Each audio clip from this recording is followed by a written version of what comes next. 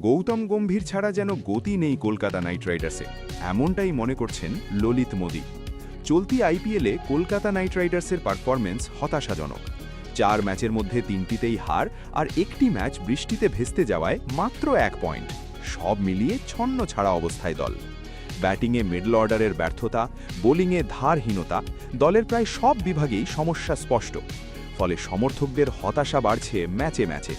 অধিনায়ক অজিঙ্কা রাহানের নেতৃত্ব নিয়ে উঠছে প্রশ্ন, পাশাপাশি ফর্মে নেই রিঙ্কু সিং।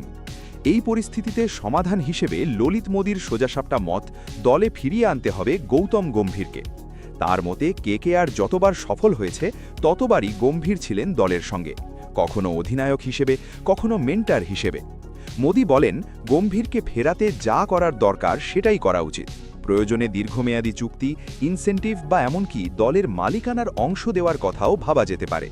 তার মতে প্রতিটি দলের একটি শক্তিশালী মুখ থাকা জরুরি, আর কেকেআরের জন্য সেই ব্যক্তি গৌতম গম্ভীরই হওয়া উচিত। তিনি আরও বলেন, গম্ভীরকে পূর্ণ স্বাধীনতা দিতে হবে দল পরিচালনার ক্ষেত্রে। মালিক পক্ষের অতিরিক্ত হস্তক্ষেপ না করে যোগ্য ক্রিকেটার ও কোচদের হাতে দায়িত্ব তুলে দেওয়াই সাফল্যের চাবিকাঠি। এখন দেখার বিষয়, কেকেআর ম্যানেজমেন্ট এই পরামর্শ কতটা গুরুত্ব দিয়ে দেখে এবং গম্ভীরকে ফেরানোর পথে আদৌ এগোয় কি।